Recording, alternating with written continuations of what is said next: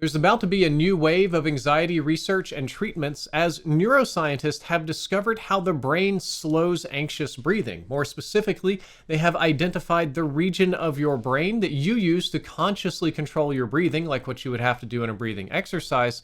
And shockingly, they discovered that not only does it control conscious slow breathing, but that area of the brain can actually reduce anxiety and negative emotions when activated, and perhaps even more powerfully than a lot of the medications that we're currently taking. So this comes from neuroscientists at the Salk Institute. They published it in Nature Neuroscience, with the article being a top-down slow breathing circuit that alleviates negative effect in mice. And negative effect means a lot of the negative emotions that you would associate with the various flavors of stress and anxiety.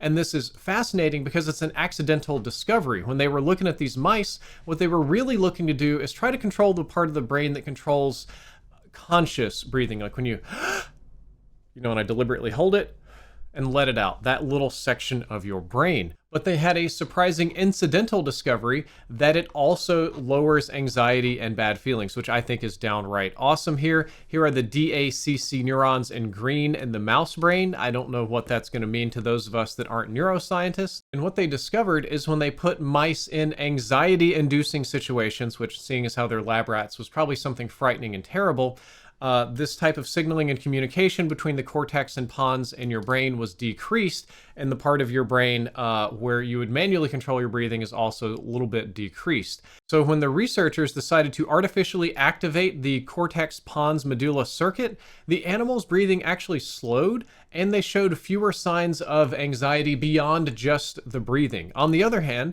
if the researchers completely artificially shut the circuit off, breathing rates went way up and the mouse immediately became anxious. So I think this is really fascinating. I'm oversimplifying a lot, but there is a really real possibility that in the near future we could try to treat anxiety or stress-related disorders by pharmaceutically activating the part of your brain that you would normally have to train with yoga or breathing exercises or meditation in order to be able to activate. We might be able to skip all that and get right to the easy solution.